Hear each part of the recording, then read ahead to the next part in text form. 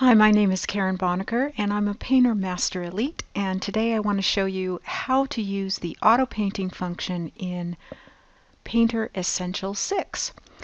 We're going to start off choosing an image, and you can basically select anything that you would like to use.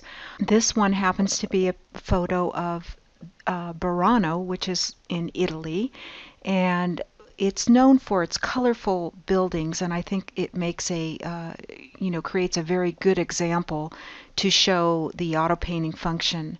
I'm also going to go a little bit further with this and show you some other ideas that you can complete an auto painting with.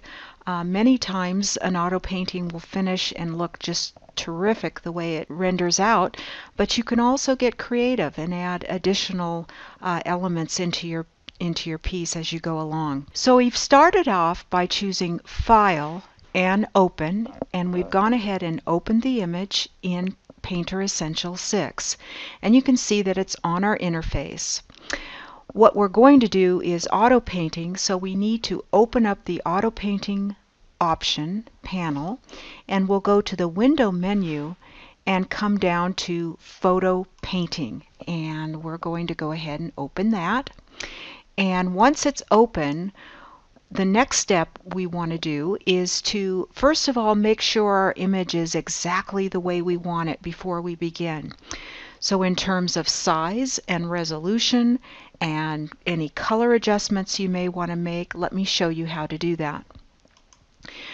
To make any size corrections to your image, you'll want to go to Canvas and choose Resize, and this will open up the Resize dialog that will tell you exactly how big the image is in terms of width and height, and also the resolution. So here you can go ahead and change the size or resolution if you want it bigger or you want it smaller. And in this case, I feel this is a good size to work with, so I'm going to go ahead and select OK. To correct the color in your image or make any adjustments to color, we'll go up to the Effects menu, go to Effects, Tonal Control, and Adjust Colors. So you have options here to either choose the Reset button, and that will actually reset it back to default. And here you can work with the saturation of the image, the value of the image, if you want to make it a little lighter, if you wanted to make it a little darker. And I think this is about right. I may even go a little bit darker on the value and select OK. Any color adjustments you could also make there if you wanted to change that. And the other option you also have is the Effects menu, Tonal Control, and Brightness Contrast. So that's another area that you can work with to correct color. With our image ready to go, we're going to turn our attention to the Photo Painting panel, and we're going to select Use Open Image. So we've already opened this image, so we're ready to use it. If you want to browse to locate a different image, then you simply will select Browse, locate that file, open it, and go through the same steps in terms of adjusting color and size. But here we're going to use Open Image, and we did make some changes, but at this point I'm not going to change that to the original file, and I'll just select No. And now you'll notice that if we look at the photo painting panel, you can see that that image has been added as a reference for us to use, and we're ready to get started. When I use the auto painting option here, I always like to start on a new layer. So what I do is go to the Layers panel and choose New Layer. Now this gives you a lot of flexibility in terms of working with your image in terms of composite methods, which are located here, where you can change them from default to darken to saturation, luminosity, and more. And you can also adjust the opacity of that layer. So for example, if you wanted to start an auto painting on one layer, on layer 1, and then maybe make some adjustments to that original image and go back in and use that image with different colors, you could simply change the composite methods as you go forward here. So there's lots of flexibility when you're working with layers, and you just have to give yourself that opportunity to be creative and think a little bit outside of the box when you're working with auto painting. When I looked at the image, I had to consider how the image would look if it were painted or auto painted. If I use the photo paint option, what are the brushes? What is the medium that I feel would express this image best?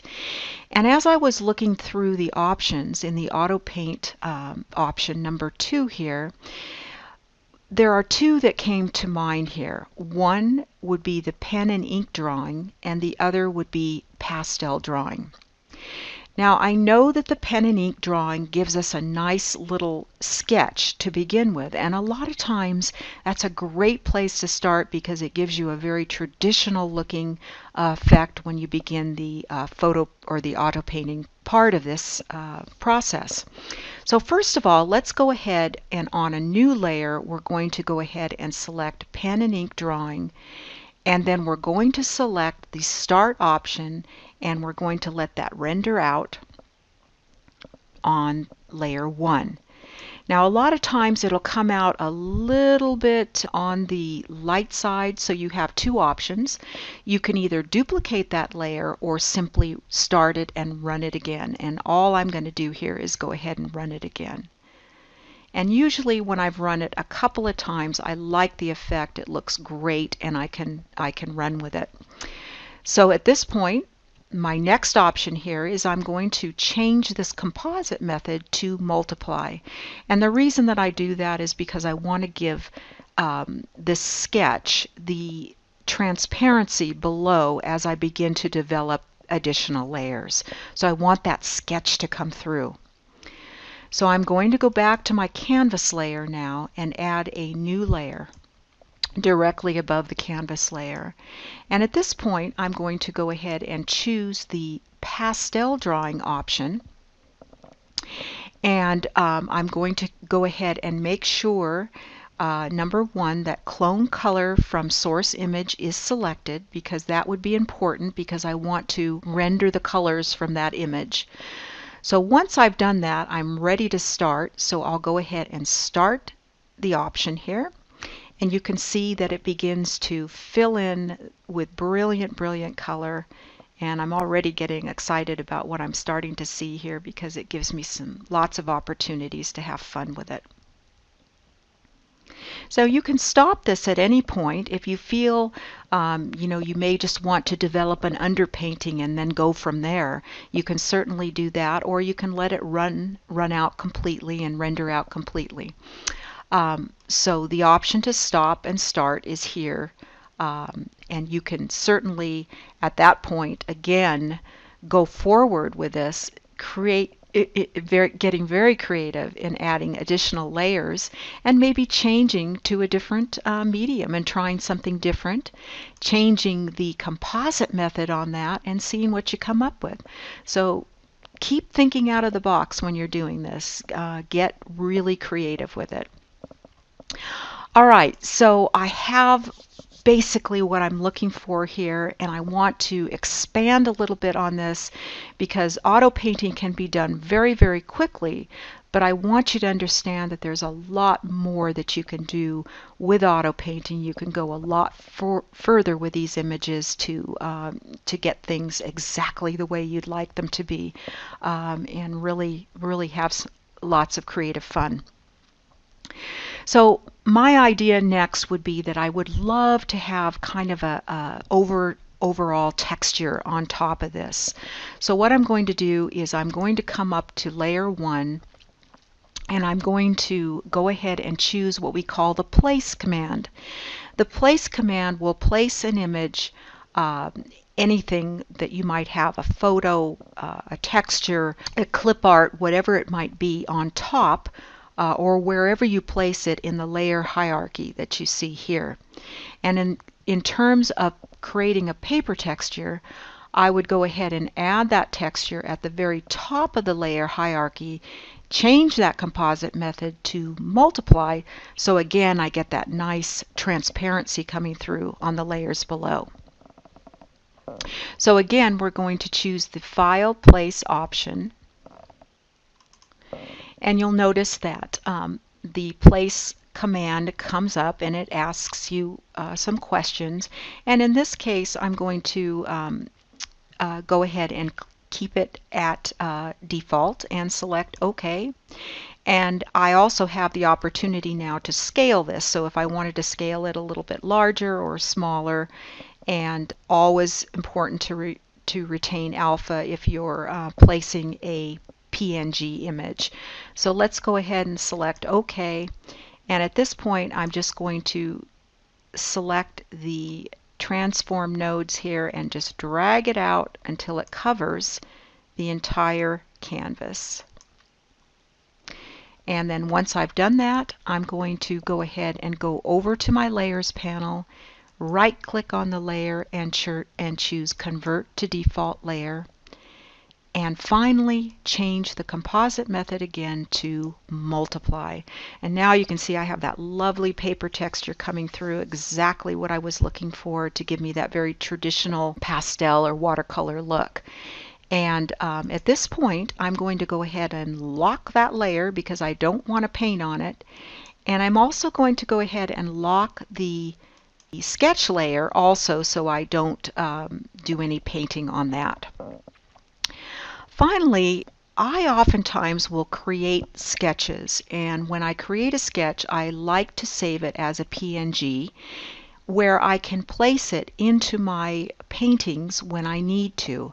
For example, if I have people, or I have trees, or I have animals, I have sketches of all these where I can use them over and over again in my compositions. So again, we're going to use that Place command, and we're going to choose File and Place. And I have this one sketch here called Hand in Hand, and I'm going to start with that one and select Open and OK. And because it's a PNG, I want to make sure that I have Retain Alpha on there. And you can see now that I've got my little sketch, and I can kind of place it where I would like on my composition. And you'll notice that it does come in on a new layer. I'm going to go ahead and drag that down so it's beneath the paper texture. I'm going to go ahead and resize this because I don't want this couple to be quite as large as they are, and I want them a little bit further down the walkway here. And I don't know, maybe I'm thinking maybe I want them to be a little bigger. As I start the composition, I'm holding down the Shift key and I'm constraining the proportions. So maybe we'll end up with place them right about there. That looks pretty good. Now let's go ahead. I have another image that I would like to place here. So again, I'm going to go to File and Place, and this time I'm going to choose this girl and dog, select and place, and go ahead and place her right about there in the composition. So in terms of size, again, if you want to constrain the size a bit, hold down the Shift key, select the corner, and just drag in, and that will get that image exactly the size that you want it. So now I'm ready to do a little bit more on this image in terms of colorizing and painting into those figures. So what I'm going to do is make sure that I convert this now to a default layer, and you can see that she is converted and I'm ready to go. I'll go ahead and drag her down again below that watercolor paper, and now I can go ahead and start painting into these figures.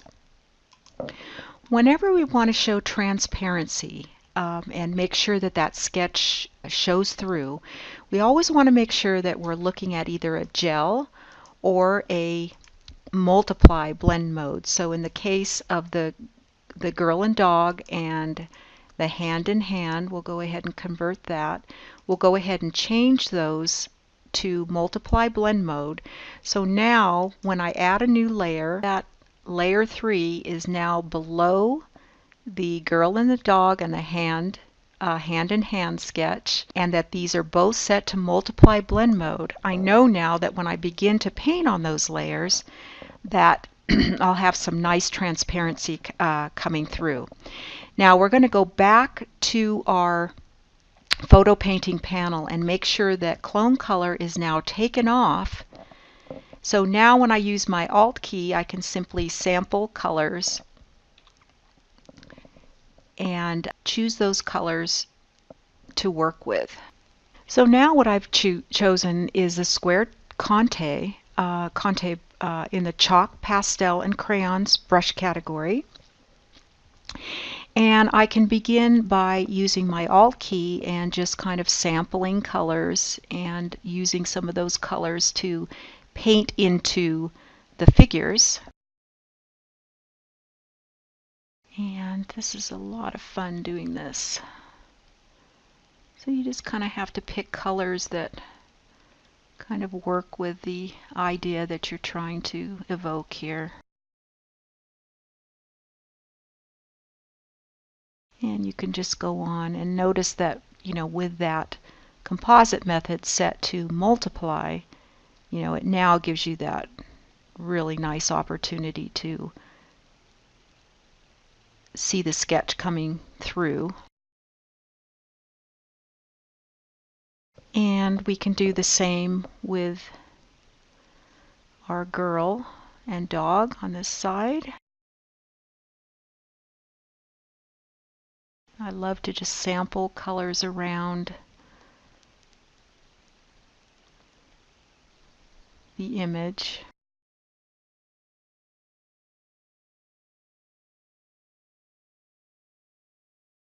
And our dog, we might go to kind of a nice golden color. Maybe this is a golden retriever. And loosely paint that in.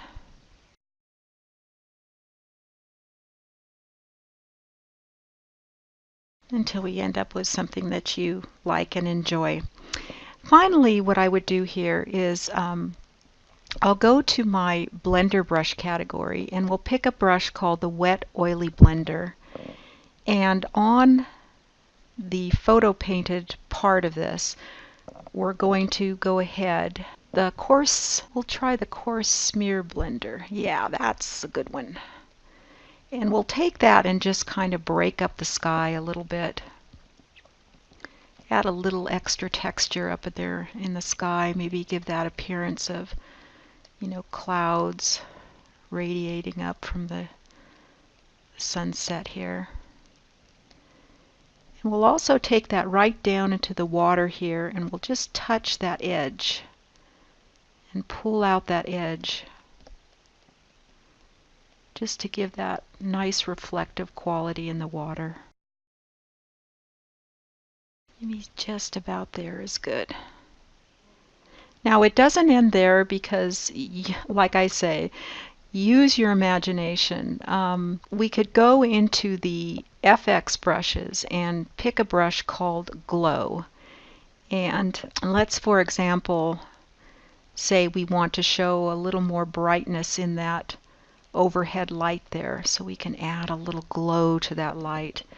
And maybe there's one over here too that we can bring a little of attention to. Maybe, what if we put, maybe a sun going down, something like that. All right, so use your imagination, have fun with this. Auto painting is great and lots of fun to play with in Painter Essential 6, and I know you're just going to have a lot of fun with it. Let yourself explore, let yourself get creative, and even though you've auto painted something, remember that you can continue to go farther, a little bit farther with it, and make it your own.